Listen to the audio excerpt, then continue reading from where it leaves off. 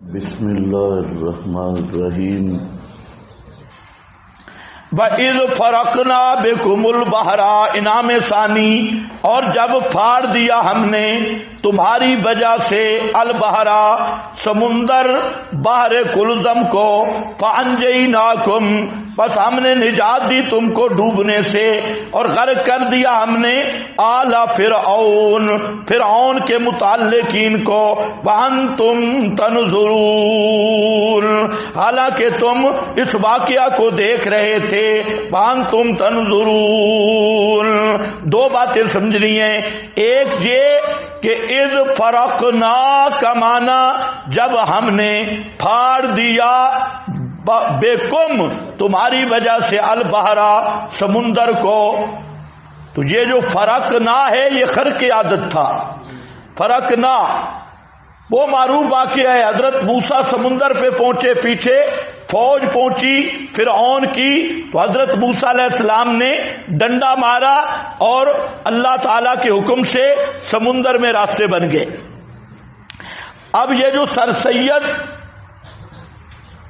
اور نیچری گروہ ہے، یہ نیچری سب کے سب معجزات کے منکر ہیں، سر سید بھی اور پورا نیچر۔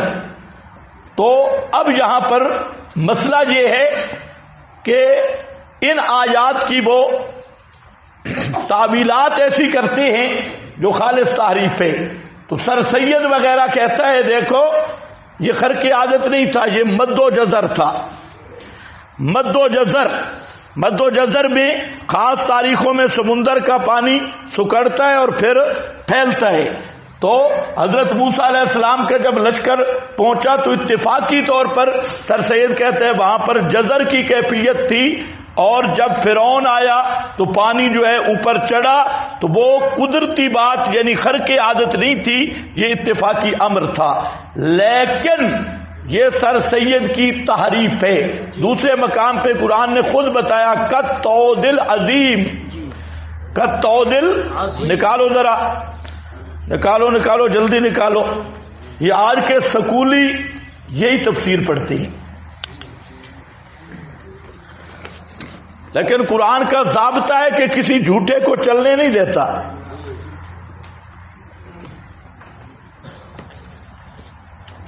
یہ سر سید جو ہے نا یہ بھی آزاد محقق ہے،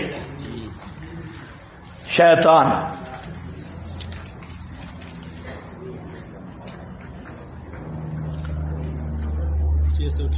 684 فَأَوْحَيْنَا إِلَى مُوسَىٰ، اب دیکھو یہ مد و جزر تھا۔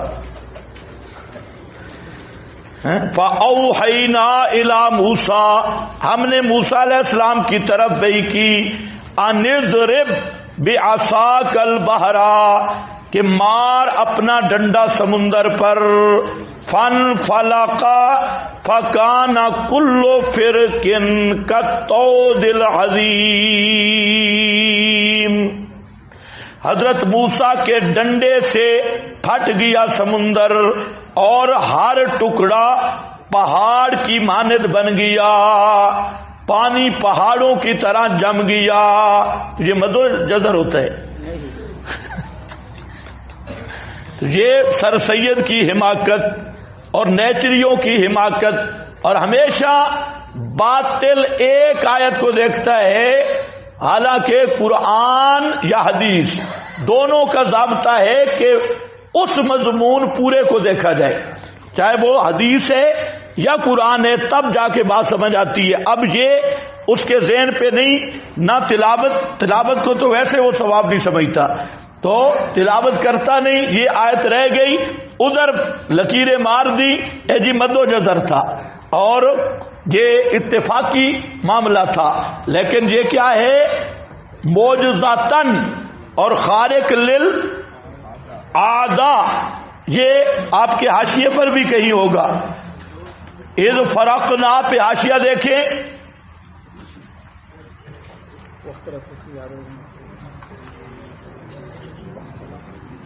یہ تو اور مسئلہ ہے نا، یہ مسئلہ ہے کہ یہ جو آدمی چلے تھے یہ کتنے تھے؟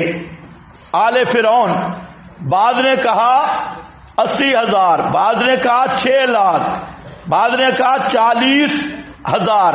پھر چلے کیسے تھے؟ انہوں نے ایسی حکایتیں کی ہیں خروج بنی اسرائیل کے بارے میں، اور انہوں نے جو وہاں چالے والے کیے نکلتے وقت، اور دریا میں کیسے داخل ہوئے، اور فرعون اور اس کا لشکر کیسے نکلا۔ فرماتے ہیں حکایات مطولۃ جدا، لمبی لمبی کہانیاں ہیں، لیکن لم یدل القرآن، قرآن نے اس پہ کوئی دلالت نہیں کی، بل الحدیث الصحیح، نہ حدیث صحیح میں وارد ہیں۔ فاللہ اعلم بالصحیح منہا، اللہ ہی جانتا ہے کہ صحیح کیا کیفیت تھی۔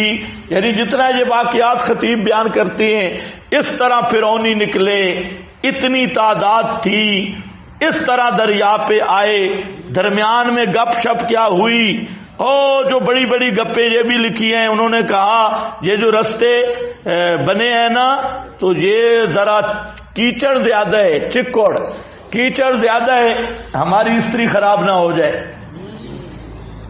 کپڑے شپڑے خراب نہ ہوں، تو وہ رستے جناب خشک ہو گئے۔ پھر انہوں نے کہا جی کیا پتا یہ درمیان میں جو پانی کی دیواریں ہیں، ہو سکتا ہے ہمارے بھائی دوسری طرف غرق ہو جائیں، تو مزہ نہیں آ رہا، ذرا ڈر بھی لگ رہا ہے، یہ دیواریں کبھی شیشہ بن جاتی، ہم ایک دوسرے کو دیکھتے تو صحیح، وہ بھی جا رہے ہیں ہم بھی جا رہے ہیں۔ اس طرح کی جو حکایات ہیں، اس پر علامہ تبصرہ لگا رہا ہے کہ قرآن میں بھی دلالت نہیں ہے اور حدیث صحیح میں بھی۔ آگے ایک مسئلہ لکھا ہے، اس کو یاد رکھو، کئی آدمی چیلنج کرتے رہے اور کرتے ہیں کہ حضرت موسیٰ کی ماں کا نام بتاؤ۔ حضرت موسیٰ کی ماں کا نام آگے وہی لکھا ہے، امہ تسمی یوحانز، سمجھ گئے کہ نہیں؟ یہ حضرت موسیٰ کی والدہ کا نام لکھا ہے۔ یہ ہوتے ایسے خطیبوں کے منہ پہ تھپڑے، کہتے ہیں لاکھ روپیہ انعام دیں گے، پتہ نہیں لاکھ فیسوں والا ہوگا۔ اب 4-5 نے تو کہا ہے ہمارا حق بنتا ہے 4-5 لاکھ انعام کا، اگر ان میں دیانتداری ہو تو کل پہنچا دیں۔ تو یہ یوحانز، یہ نام ہے ام موسیٰ کا، التحریر، یہ ہو گیا۔ آگے آل فرعون کہا گیا، آل فرعون مراد کیا ہے؟ متعلقین فرعون، اس پہ بھی حاشیہ دیکھ لو، آل فرعون ہونا اہل مصر، یہ اہل مصر مرادیں، قالہ مقاتل او اہل بیت ہی خاصتاً، یا فرعون کے اہل بیت خاصتاً، اس کو ابو عبید نے کہا، یا اتباعہ علی ذنبہ، جو فرعون کے گناہ پر پیروکار تھے وہ مرادیں۔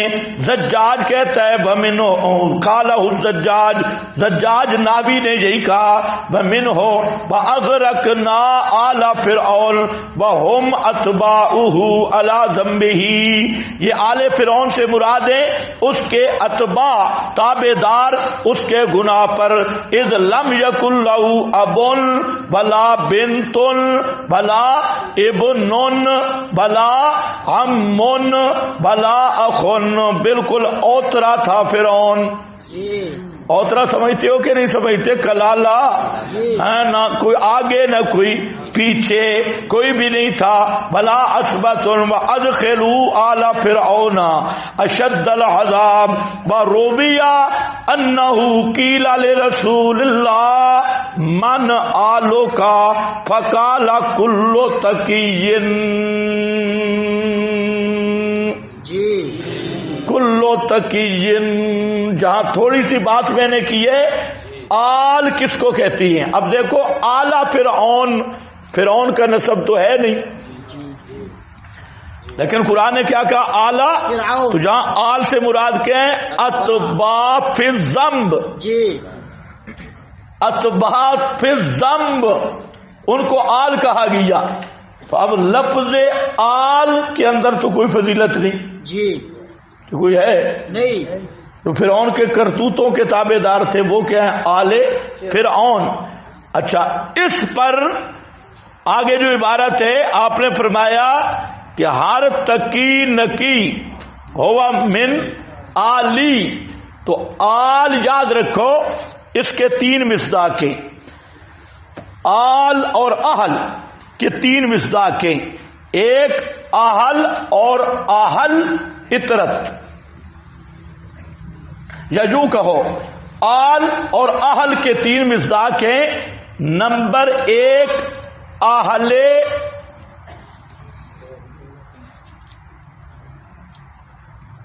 سکنا، اہل بیت، یہ کون ہے؟ ازواج مطہرات۔ دوسرے اہل آل اطرت، آپ کے سب وہ رشتہ دار جن کو ایمان نصیب ہوا۔ تیسرا اتباع کلو تقین، یہ جو روایت جہاں آئی، قیامت تک جو آدمی آپ کا مشن مانے وہ اہل بیت اور آل رسول ہے۔ اتباع تو اہل اور آل کے کتنے مصداق ہیں بھائی؟ 3۔ نمبر 1 آل بیت سکنا یا سکونت، اور وہ کون ہے؟ فقط ازواج مطہرات۔ یہ آیت تطہیر پہ بحث ہوگی، کیسے ازواج مطہرات تھی۔ اور دوسرا اطرت، آپ کے وہ خونی رشتے، لیکن اس کے لیے ایمان شرط ہے۔ ابو لہب اس میں نہیں، ابو طالب اس میں نہیں، مومن اس میں آل عباس بھی ہے، آل جعفر بھی ہے، آل علی بھی ہے۔ یہ صرف جو آل تشیع کہتے ہیں ادھر آل بیت تو نکالتے کیا ہے؟ 5 طرفہ۔ آل عباس بھی آل بیت ہے، آل جعفر بھی آل بیت ہے، حضرت علی کی پوری اولاد آل بیت، حضرت زینب جو نبی کی بیٹی تھی، آپ کی 4 بیٹیاں، یہ بھی اہل بیت۔ اس پر بات آئے گی۔ تو بہرحال جہاں اتباع قیامت تک آنے والے، آپ کے مشن کو ماننے والے، وہ بھی کیا ہیں؟ آل النبی، وہ بھی کیا اہل، یہ آپ سب آل بیت بیٹھی ہیں۔ کوئی بات سمجھ نہیں آئی؟ یہ جو آج برے صغیر میں سید کی تقسیم ہوئی، سید کوئی قوم نہیں، کون ہے جی میں سید ہوں؟ سید کسی قوم کا نام نہیں۔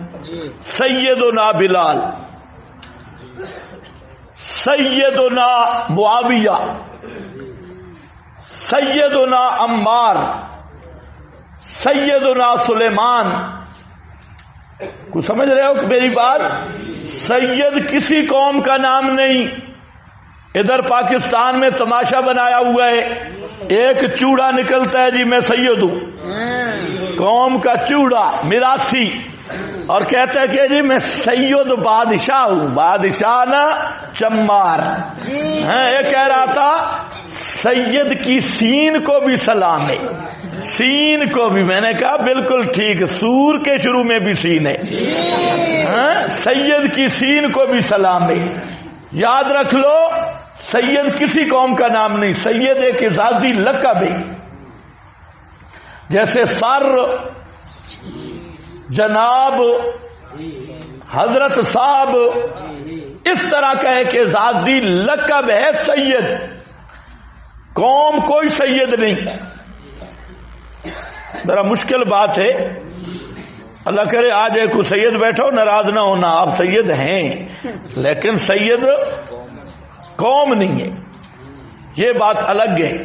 ہاں عام طور پہ کہا جاتا ہے بنی ہاشم، اطرت رسول، حضرت فاطمہ کی اولاد، ان کی محبت ان کا احترام علی الراس والعین وفی القلب، اس میں کوئی شک نہیں.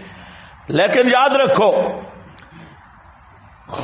وہ بنی ہاشم ہو، نسب بھی ثابت ہو اور ایمان بھی ثابت ہو. جی کیا ہے؟ نسب بھی ثابت ہو، ایمان بھی ثابت ہو. ایمان بھی ثابت ہو، اولاد علی ہو، اولاد فاطمہ ہو، بنی ہاشم ہوں، اطرت رسول، اس کے لیے شرط ہے کہ ایمان ہو.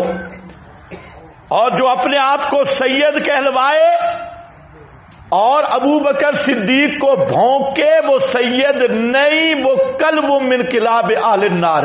بے شک وہ سید کہلا کے ابو بکر و عمر عثمان کو بھونکے، سید کہلا کے حضرت عائشہ کو بھونکے، سید کہلا کر تازیہ تبوت پہ جھکے، سید کہلا کر اہل بدعت کا محب بن جائے، سید کہلا کر مشرکوں کے ساتھ جوڑ اور محبت پیدا کر لے، وہ سید نہیں. 1000 دفعہ حج بھی کہلائے وہ انہو لیس من آلک، بے شک انہو عمل غیر صالح.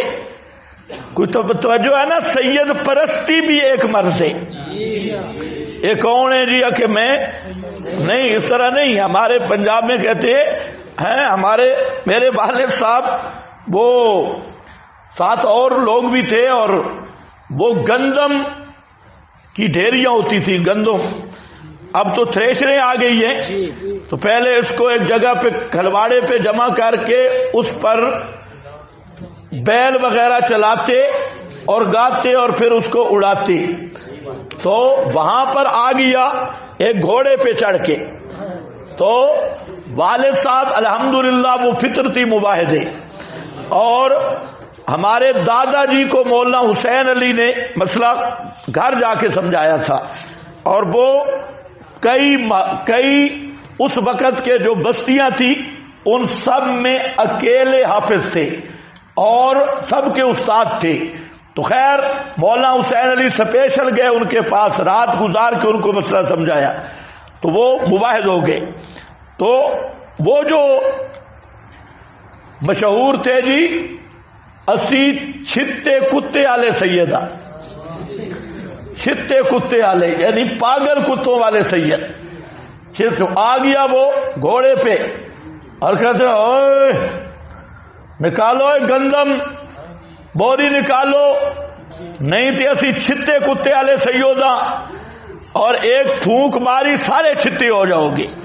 اس نے 2-4 کی نا، تو والد صاحب نے کہا ادھر آ، ایک نہیں 2 بوریاں. وہ بڑا خوش ہو کے کہتے سید صاحب ہاتھ تو ملاؤ، گھوڑے پہ تھا، وہ نیچے ہوا تو اس کی لٹیں یہ پیچھے تھی. والد صاحب نے جہاں ہاتھ رکھا نا اس طرح اس کو جھٹکا دیا، سید صاحب کا سر نیچے اور ٹانگیں اوپر. فرمایا ہے چھتے کتے والا سید، آ ذرا لگا پھونک، مارنا شروع کیا. اتنا مارا اس کو کہ گھوڑے پہ نہیں بیٹھ سکتا تھا.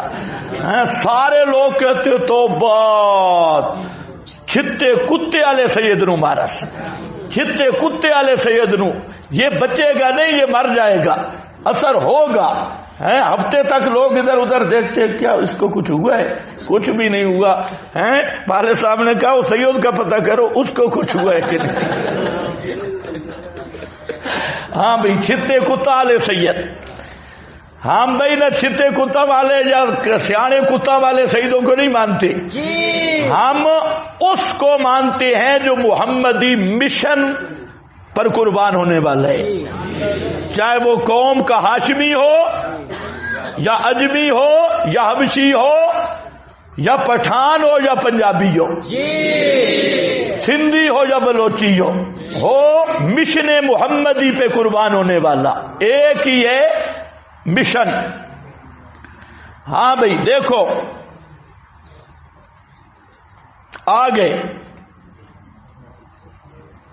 آگے پڑھو.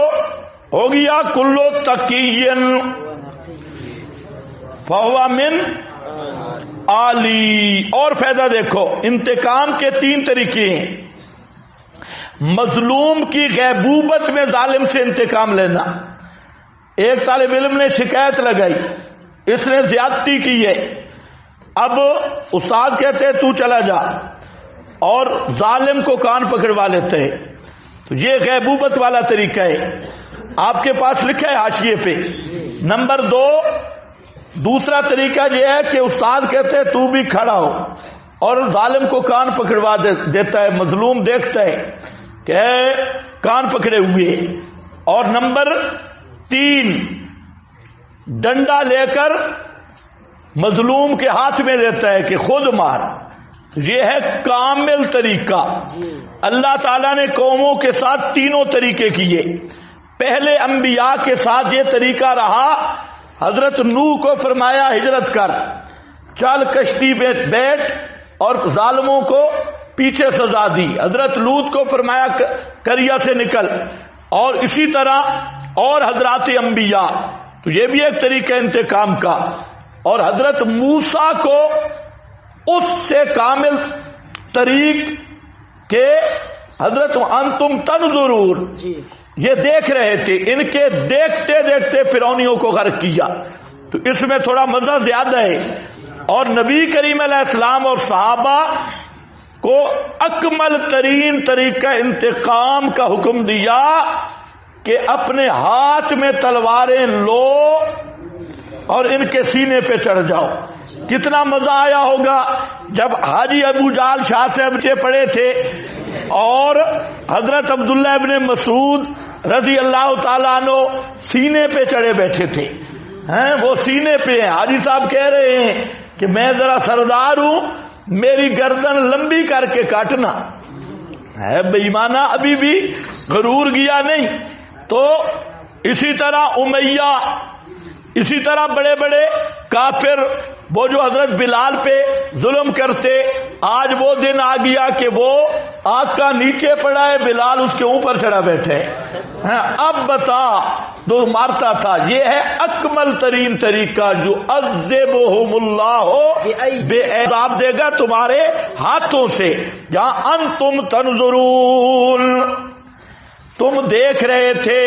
یہ بھی بڑا مزہ ہے. فرعون کے 32 سال کے مظالم، جہاں اللہ ہی پوری مدت جانتا ہے، اتنے ظلم دیکھے، دبدبے دیکھے.